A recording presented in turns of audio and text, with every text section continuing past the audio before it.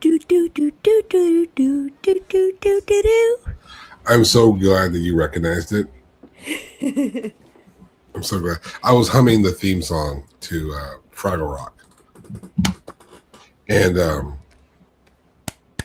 she finished it after we went live. So welcome Yay! everyone. I don't know if Sako's got an intro for this, but I'm going to totally Nope. spoil it. Great. I would totally spoil it. This is Sako to me. She's published a billion times over. I'm the Moon. I do a bunch of podcasts because the fuck else do I have to do? And today for Sako and the Moon, we're doing a movie review for Undertone, as suggested by our guest last week, Pharaoh Loren. And I've been waiting for an excuse to watch this movie. And shout out to Pharaoh for giving me that excuse. Yeah. I Yeah. also I had never heard of it, so I really was really, yeah, really. it was one of Uh, those movies where people are constantly talking about like, ooh, this is a 2026 big deal, something dark side.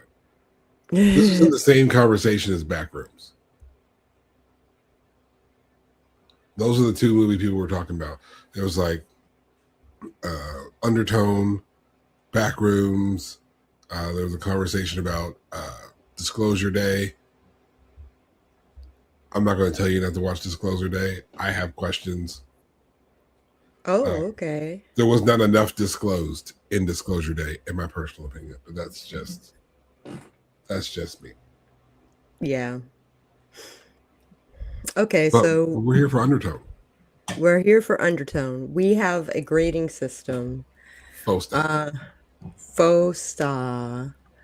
We have, and we've kind of shuffled things around like Yeah. mid-season, so bear Same with us. system, different order. We're going to go into writing, characterization, production, and theme. And we can, I mean, Can't wait to get in the theme. Woo. yeah, theme. That's going to be a quick section. That's going to be a quick section. Yeah. Actually, don't go too far because this may not be a long episode. First, writing. Okay. How to sum this movie up. So ironically, this is a movie about a podcast. It's about a woman named Evie who is taking care of her sick mother and is also co-host of a horror podcast. We can relate. I can definitely relate, actually. I was also, up until recently, God rest her soul, the caretaker to my mother-in-law and co-host of a horror podcast. Luckily, things didn't go for me like they did for Evie. Her co-host preparing for a new episode, which they record weird. I'll get into that later. They're doing an episode, and he's been sent this email with these 10 mysterious sound files. So the movie is going through updates on the mom, updates on Evie's little issue, tell you in a second, and going through each one of these files and discussing them at length.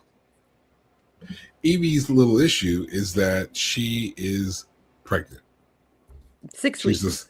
She's discovering that she's pregnant. It's one of those, I'm mysteriously sick in the morning.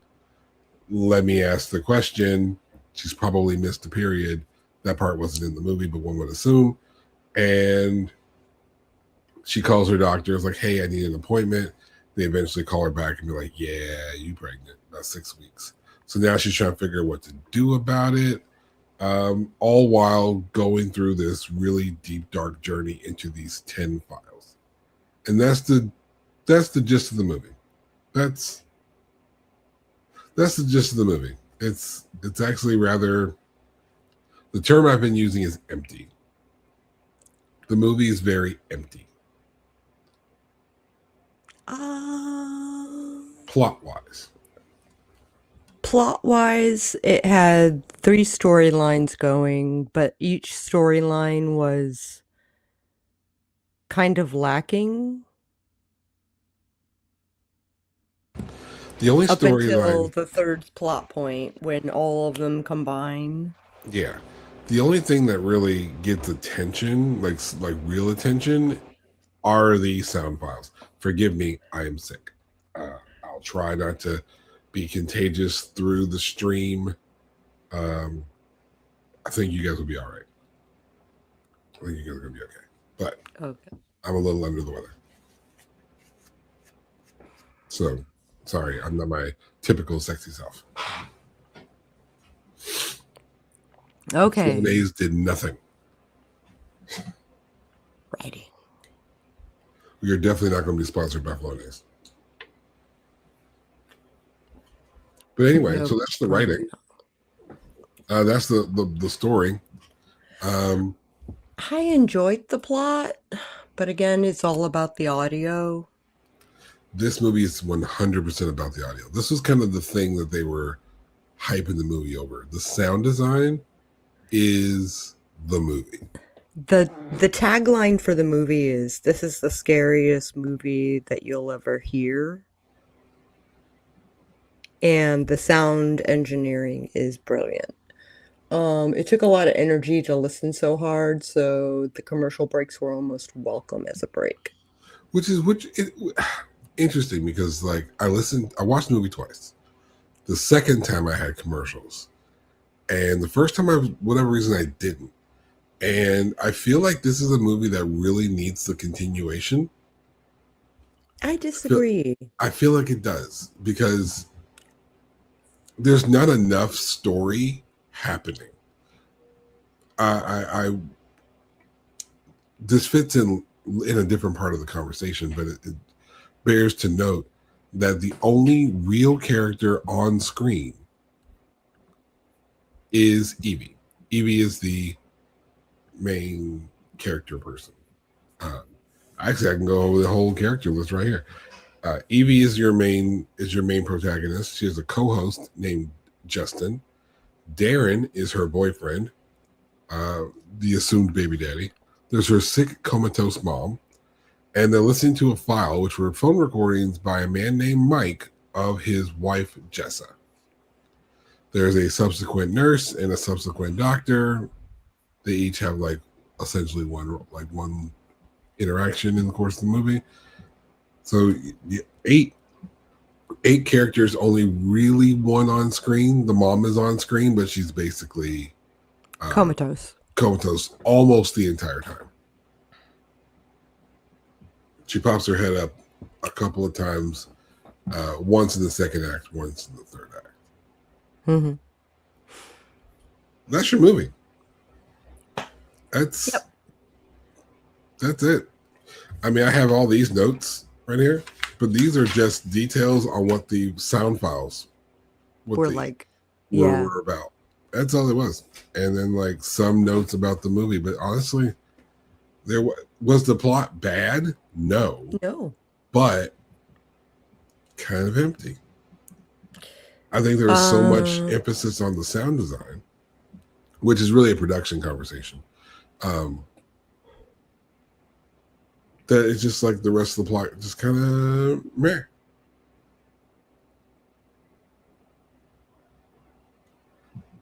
Yeah, I guess you had like the call in people towards the end. Abby, and that's there right. was, yeah, Abby. Yeah. There was like three callers. One was a guy who knew Mike and Well, Jessa. four, but yeah. Okay, so there was one that knew Mike and Jessa. The other one knew a crazy lady who killed a kid and would listen to music backwards. And then there was Abby near the end, and then she got weird in the last literal 14 minutes. Well, there was also the story of the lady who got arrested for, That was the woman who was listening to music backwards. She was got, it? yeah, because that was what made her weird, and then she got arrested for uh, drowning her baby in the sink. I think that's what they said. Ah. Yeah, Okay, that so normally within writing, we talk about the plot, which we just did. Yeah. We talk about the dialogue and we talk about the pacing. So, as far as dialogue, I thought that the evolution between and the dichotomy between how she talked on the podcast and how she talked to her mother. In character. Yeah. Yeah. So that was the one thing I noted that was interesting about them filming the podcast, because they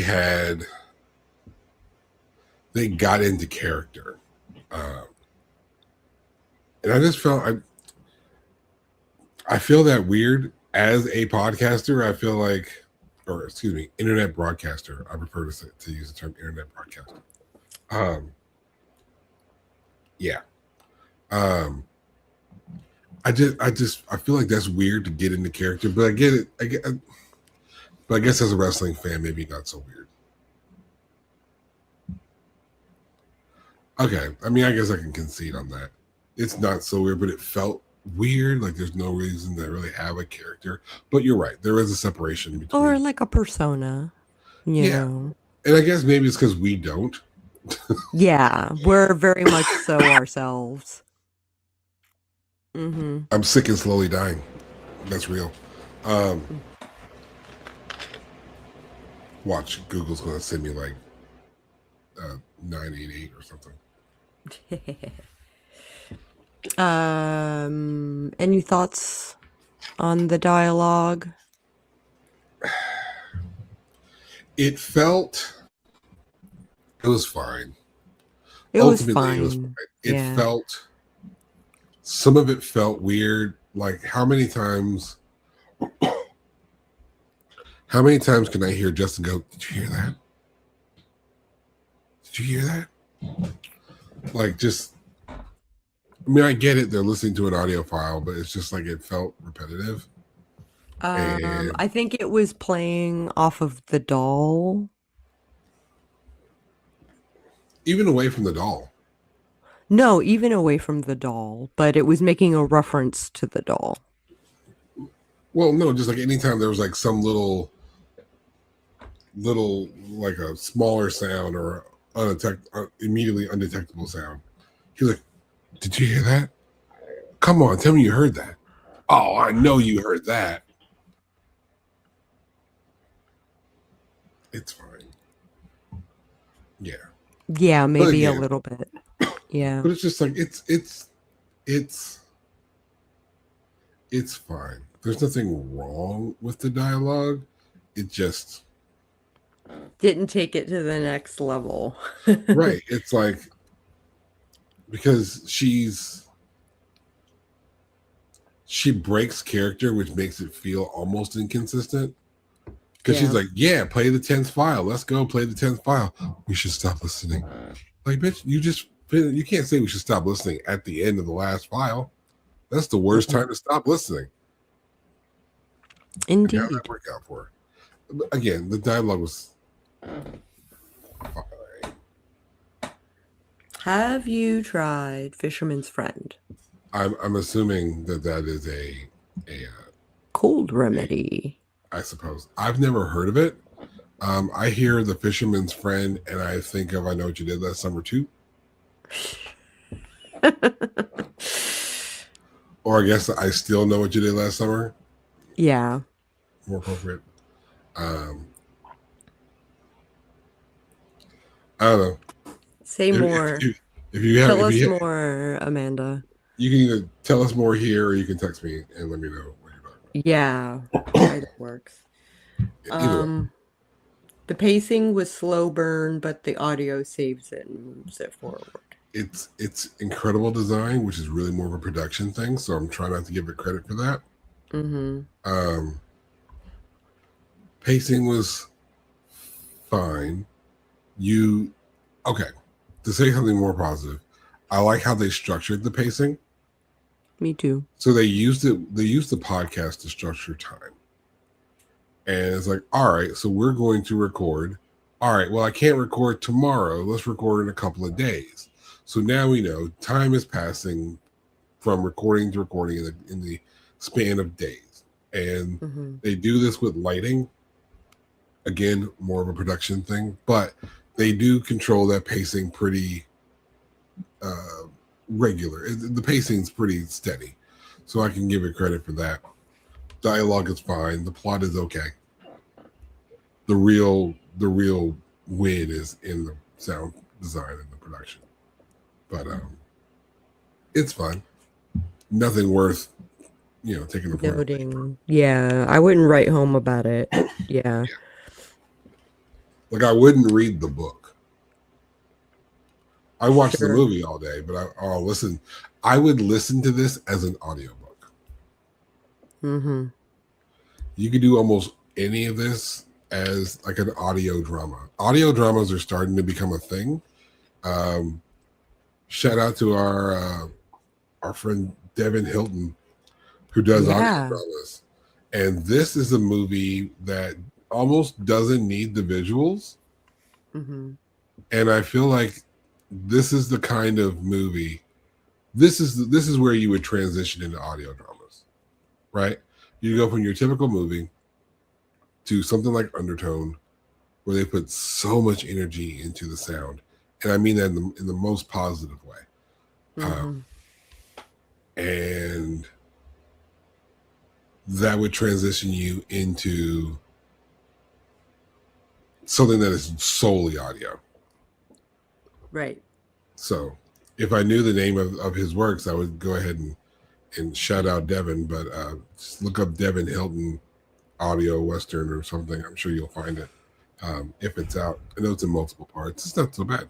He puts that same kind of energy into the audio, but there is no visual. So I feel like this is in that same vein. But no, it's fine. I'm ready to score. Okay. So let's talk about characterization a little You gotta bit. score it. You gotta score it first. Oh, we do. Um, the writing, considering how long the movie was, the pacing, all of that. Um, I say give it a star, but I'm comfortable with that. It's not. It okay. wasn't. It wasn't anything to write home about, but it wasn't bad. There was nothing wrong. It didn't take me out of the story. It was fine. It didn't take me out of the story. Yeah. We talk about the casting, the consistency or evolution, and the POV when we talk about characterization. As far as casting, Nina Kiri is Evangeline or Evie. Adam DeMarco as Justin's voice, and Michaela Duque is the mother. Which I have a little bit of trivia about, which I'll talk about at the end of the show. Right, right. Um,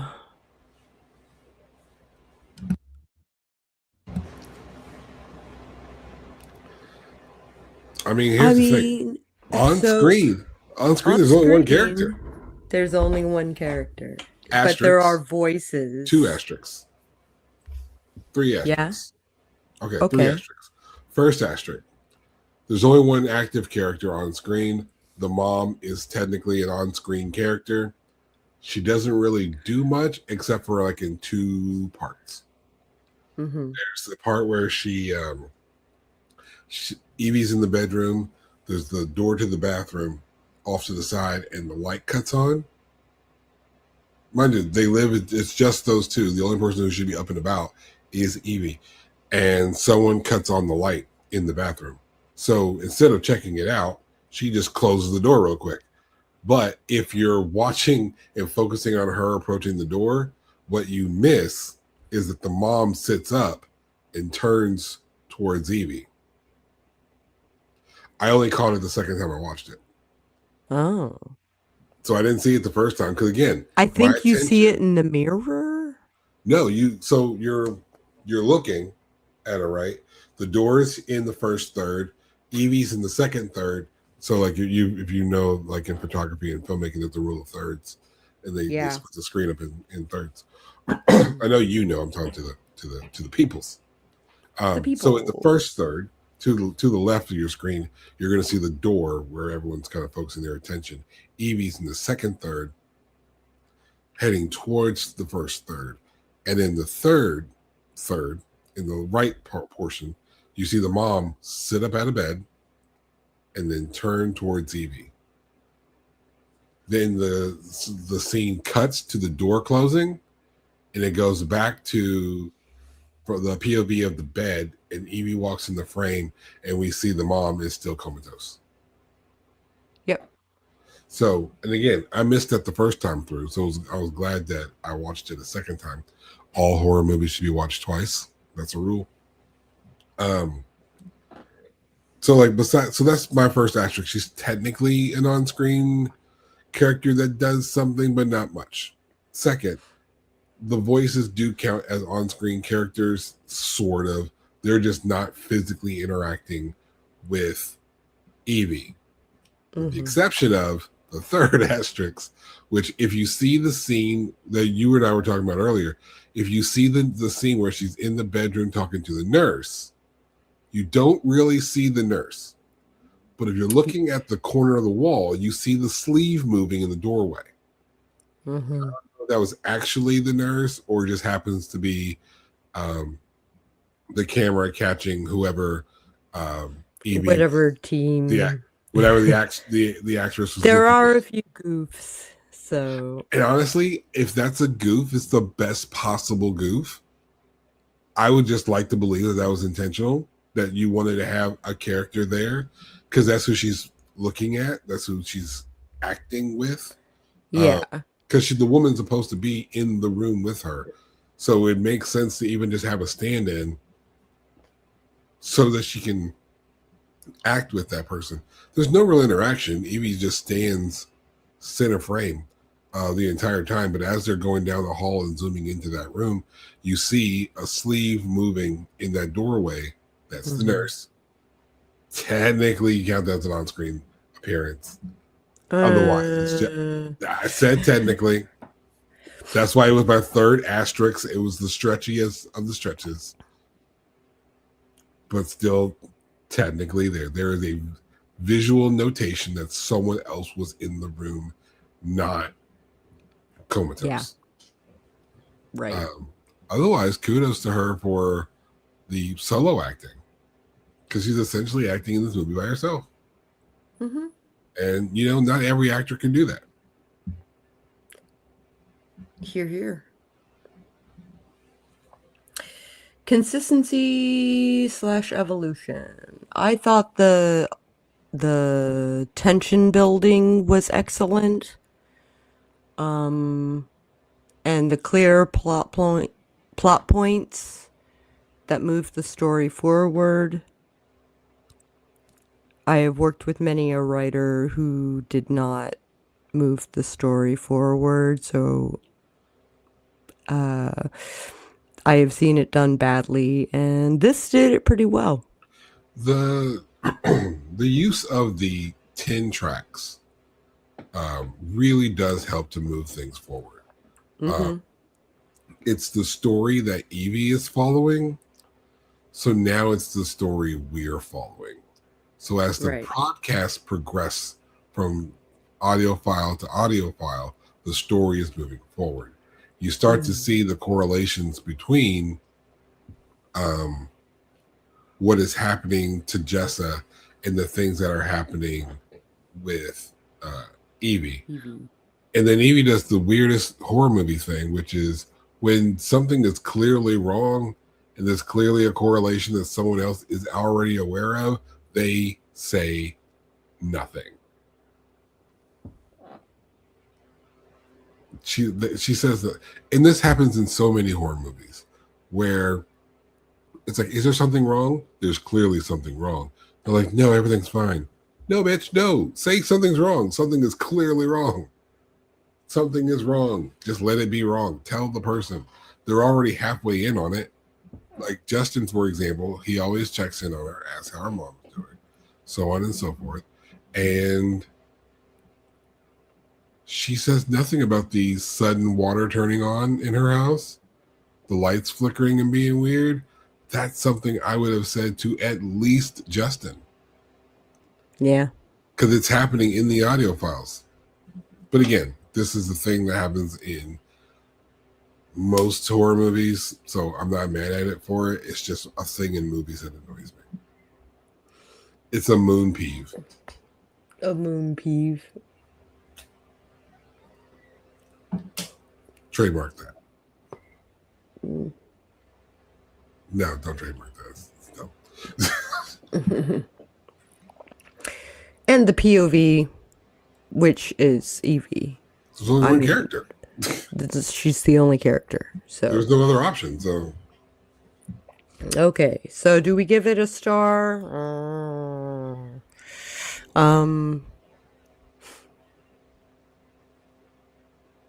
POV is by default, so I feel like I can't punish it for that. Okay.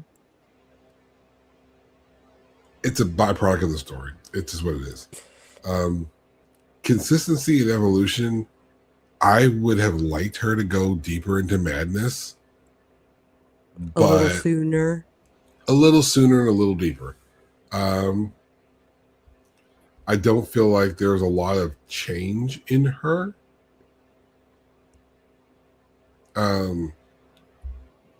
She's still pretty much the same Evie from the beginning of the movie to the end until shit really falls apart.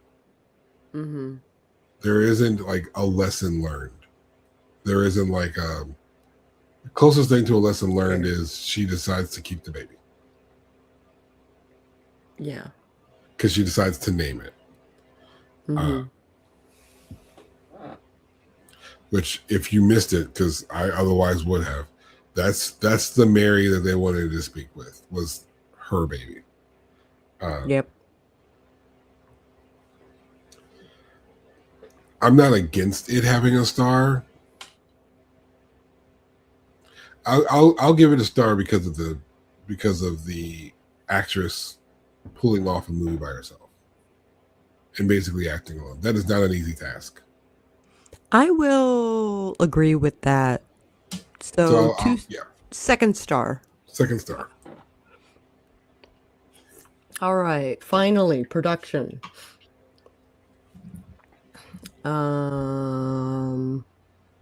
What do you want to say about the audio? Well, let me ask you this, and before we get to that, because that's kind of an obvious. Do you have anything to say about the art design, makeup, props, cinematography, other than the sound? Because the sound is kind of a conversation of its own right. So let's get into that. Let's take care of everything else. The sound is the obvious stuff. Let's talk about the other stuff first. All right. So art direction, you could pause it at any point and the shot is perfect. Agreed. I will say there's one thing. Go ahead. The cinematography had a little bit of Kubrick, especially after the third plot point. You know, like it had a little bit of Kubrick influence on it. I will say that there was one thing about the cinematography that bugged me. What's that? The use of the mirrors. It was very well done, but it was also almost overdone. Almost. It was overdone for there not to be a deeper level of, if you're going to constantly use the mirrors to show the shot and then pan out of the mirror to show the real, the space and reality, there should be an overlying story of duality. Mm-hmm. What are we seeing differently in the mirror that we're not seeing otherwise? What's the significance of the mirror? There wasn't a duality into the story.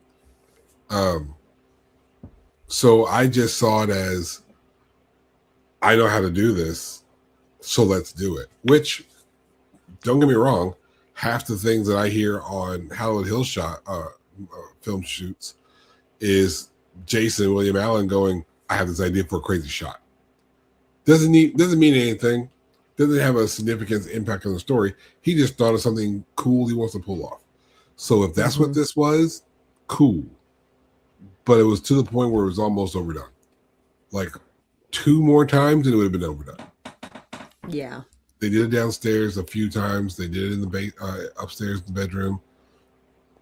It was just, they had about like 2 more times before it was too much.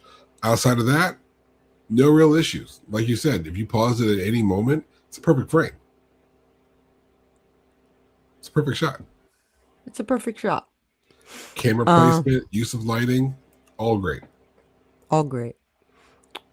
The equipment was basically like our equipment. Yeah. The podcast Um, equipment stuff. I mean, I don't I know was how. at my table until I was at my dinner table until just now, Right. right before the show. I brought everything back upstairs. Um, And it, before we moved and I moved and had my own office, I did the show from my mom's living room. So it made perfect sense. I have one of those arms like she had. I have a similar microphone. Um, if you saw the episode that we did in Malice Manor for Moon Eagles Wrestling, that's the equipment that we use. It's just the same stuff. Computer, mhm. interface, microphone, nothing extravagant. But if you were going to do a podcast, that's the kind of stuff you'd have. I mean, you see what we got. We got webcams and we have, you know, Yeti style microphones. And, you know, she had hers on an arm. That's the only difference. So I love that. It made sense. They weren't in like a professional podcast studio or nothing like that. It was just like chicks at her mom's house, Yeah. computer and a microphone on the dinner table. It's all good. Yep. And I'm a Mac user, so I was like, she's using a Mac. Yeah, I could tell she was using the Mac because all the integration between like phone calls and, you know, learned that from watching Hush, Yep. where you can like utilize your phone from your MacBook or whatever. Hmm. I don't know all the names, but a lot of integration. Yep. Android is still better. Um, yeah, that's all I have for the other stuff. Okay. As far as like the props were concerned, I like the set. I thought the reference to the children's stories in her drawing Uh, was kind of interesting. I think it could have been pushed a little more. I didn't know what exactly that was because I Abuzu. saw I saw the picture in the drawer upstairs the Right. first time she finds the little figurine and she puts it away. But there's Right. no clear. I mean, you'd assume that it's opposite, but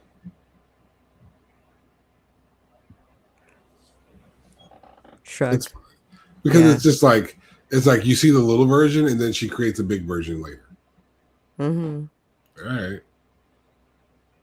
And I wish that she was like not paying as much attention when she was drawing it, so it felt more subconscious. Yeah. You know what I mean? Because Yeah. she's sitting there, half listening to Justin, looking at it, focusing on it. I would love it if she was like doing something with her Like right hand. automatic drawing. Yeah. Yeah, just to feel more subconscious. Yeah, I Again, could see that. yeah, Like, oh that's just God, what am I drawing? what like and looking at them individually and being like, that's a weird set of lines. All right. And then Uh-huh. later puts it together and like, oh shit, this is clearly Abazu. And for it to be Abazu, I wish we would have seen a picture outside of her house. Like with as much web searching that they did in the mid of their episodes, like if we had seen a drawing like that someone else had done and then she had done it, because otherwise, who did the drawing upstairs in the drawer? Was it her as a kid? Which I think it That's probably my was. assumption. That's my assumption too, because as we get into the ending, which I guess I mentioned it. She has a confession at the end Mm-hmm. where she confesses to killing her mom as a child. Because she didn't pray. So it's like, did you kill your mom metaphorically? Or did you actually kill your mom and all of this stuff has just been in your head? Because at the end, we do go back upstairs and everything is perfectly fine. The mom's not there. The bed is made. Uh, everything is clean as if nothing's ever been touched up there. So it's like, what have we been seeing? Which I think is part of that ending twisty thing. Yeah. That kind of worked. But we're talking about production and art design. Yeah, outside of the sound stuff, it was good. I have zero complaint. It was good. Mm-hmm. I have questions, but it was good. Okay. Now the sound stuff.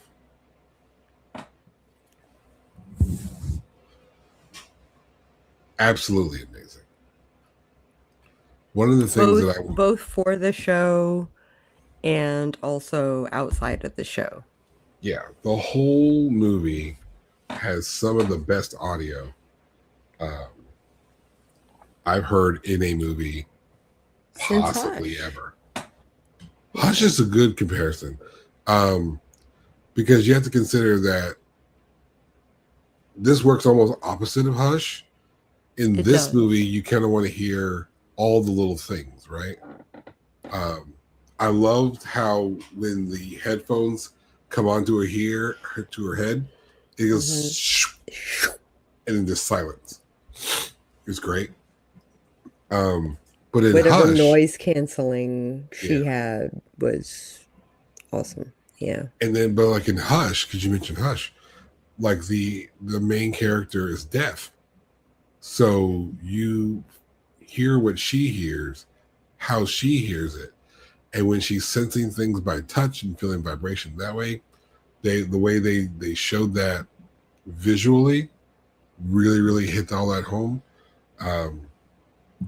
So I would agree with your comparison as far as comparing Hush and the sound design of Undertone. Hush and Undertone. But it was a fantastic movie to the point where I said, like I said earlier, this could almost just work as an audio drama. The sound is that good. The sound is that good. Even when they have working with the cinematography, there's a point where you're listening to Mike go after Jessa, and the camera follows from the top of the stairs to the bottom of the stairs as Mike is coming downstairs. And then the camera swings into the kitchen as seemingly Mike goes into the kitchen. So I love the way that they were able to line that up so perfectly. Even to the sound of water drops in the audio lining up with the drops at Evie's house. So shout out to the editor for that, because that's who gets credit for that, because that's a lot of work. You know, you can get a sound tech to record this, that, and the third, but to put it together like that, that's a great editor. Yep. So shout out to that guy. Shout out to that guy.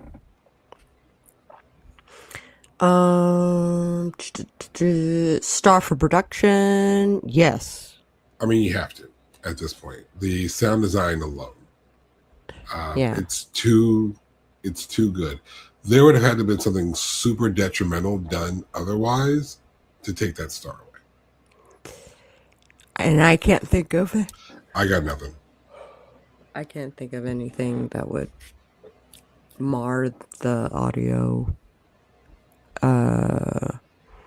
reputation. Is that the word I'm looking for? I don't think it is, but I know what you mean. Yeah. English is funny. Okay, so star for production. That's 3 stars so 3 far. stars. Lastly, we have the theme. We talk about the message, we talk about the tone and the mood. And we talk about, well, I talk about trivia. What do you got? Because I got don't play random audio files sent to you through email. Oh, I did don't listen to music backwards. I don't know what the message is in this movie.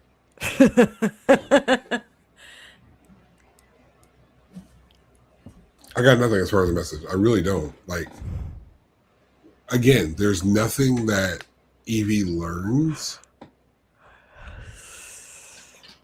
So, like, Right. that's why I kind of like was iffy on the evolution of the character, but there's nothing that she seemingly learns. She just kind of goes through a thing and then confesses to murder and dies. The credits music was like threw me for a loop. It was great. It was great to take you out of that dark, quiet ending. Hmm. It's like fun. I don't remember how it actually went. I can't remember how it actually went, but it was It was fun and upbeat.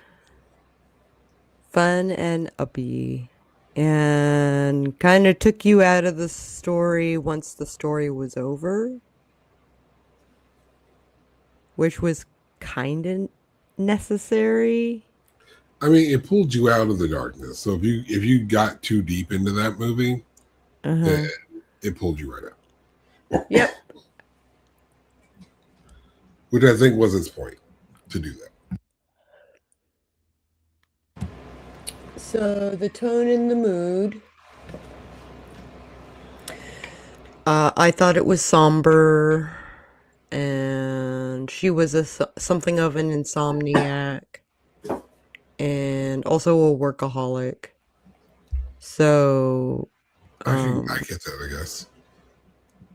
I assume that she did everything at 3 o'clock in the morning because if he's in London and I it's can't like imagine, 9. Yeah, well, 8 if she's on the East Coast. I forget where she is. right. I think she's on the East Coast.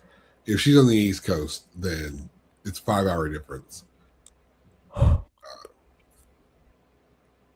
because one of my favorite wrestling channels is in London. It's 5 hours. Ah, 5 So hour. Yeah. 5 hours. But yeah, so it'd be 8 o'clock in the morning for him. Knock it out first thing before he goes to work. Makes Yeah. sense, I guess. I suppose. Um, I suppose. yeah, I got nothing. Like I still have nothing for like tone and mood. It was dark. It was Mm-hmm. somber. Um, that's what you got. Yep. That's it. Okay, so lastly, I have some trivia. I picked 3 of them. Go for it. Kiri's authentic first time reactions to the pre recorded audio files were captured on camera, with the actress wearing noise canceling headphones during filming, which she said made it easier to react honestly because the headphones shut her off from the surrounding crew and set. Makes sense. Undertone was shot entirely inside the director's childhood home in the Toronto suburb of Rexdale, the same house where he cared for both his dying parents, making it simultaneously the film's production location and the real world site of its emotional inspiration. Gotcha. Gotcha. Mm-hmm. So the whole movie Lastly, does take place in one spot, yep, one set, one set. one set. Upstairs and downstairs, kitchen versus living room, bedroom versus bathroom, but one set. Like she leaves the house, but we never do. She left the house once and it didn't go so well, Well, so no, she didn't she left leave after that. she left a couple of times because she would have had to leave for the doctor's appointment. Oh, yeah, that's true. So she would have left for the doctor's appointment, and she would have left for the party. Darren's party. Yeah. Yeah, and this all takes place maybe a week's time, because several days pass. Because mind you, he can't record every day, so she records a day, and then it's a couple of days before they record again, and then they take a break. It's a couple of days before they record again, and then they're like, "All right, post it, and we'll catch up for the show live next week." So it's about a week's time. About a week's time. Maybe 2 weeks because I they think. mentioned Tuesday twice. Oh, then maybe no more than Lastly, that. No more than that. Though. yeah. Lastly, actress Michaela Duque, who plays the comatose mother, studied the physical deterioration of the human face near death, noting that her own mother's face had changed day by day as muscles began to atrophy. And she incorporated these almost impersonal details into her performance while lying completely still on set. I feel like that's still got to be like the easiest slash absolute hardest job. Like, Yeah. all right, we need you to lay there still.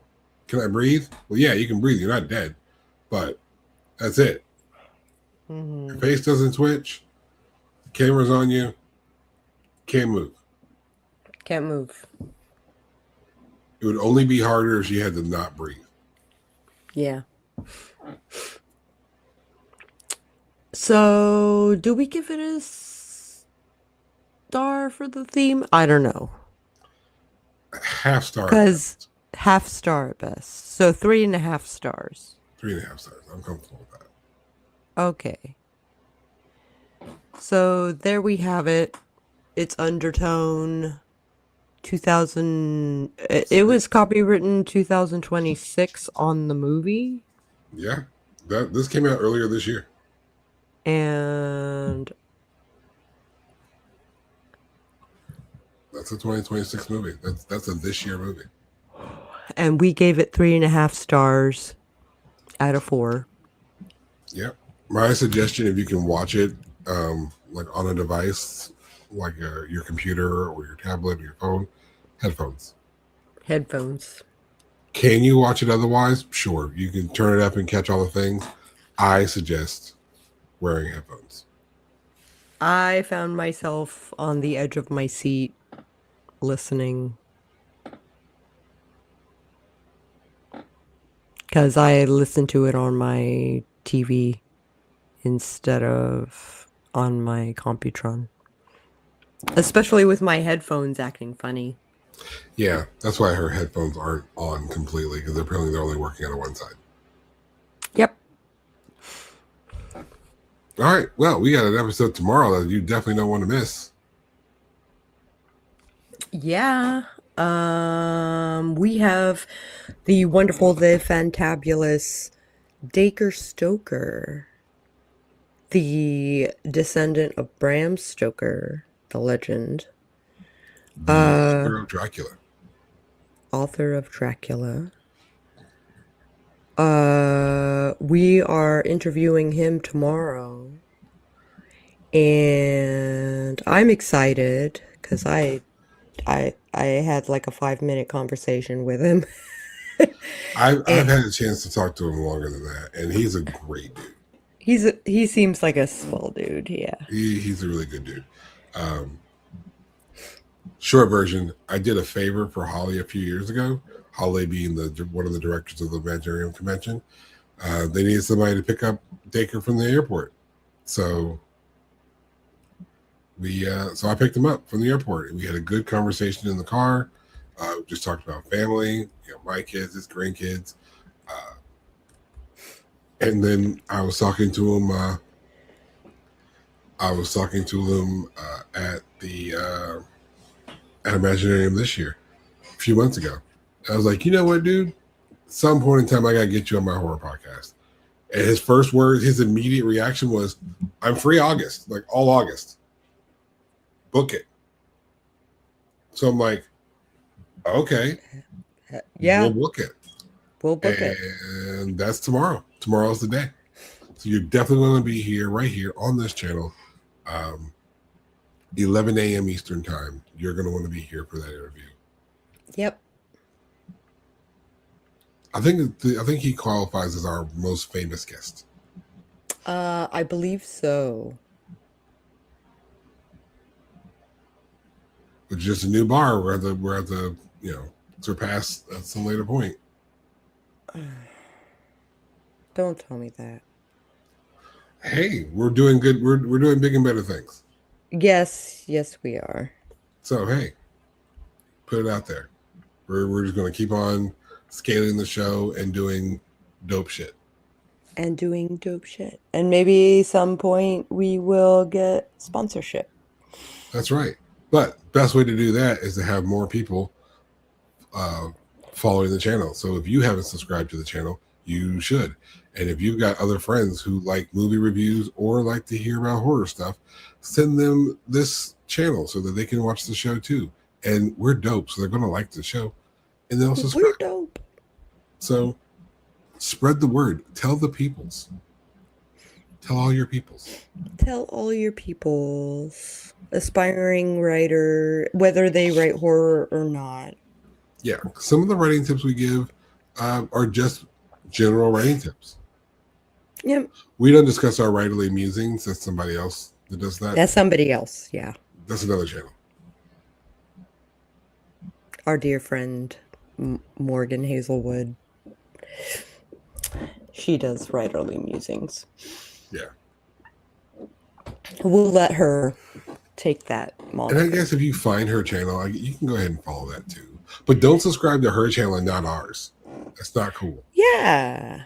That'd You be want to follow me, right? I'm on her channel every Sunday. And I'm not. No. But I'm But oftentimes you're in the chat. chat. I'm oftentimes in the chat. Yeah. Either way, we're just babbling at this point. Episode. We are. We are. We'll catch you guys tomorrow. We'll catch you guys 11 tomorrow. a.m.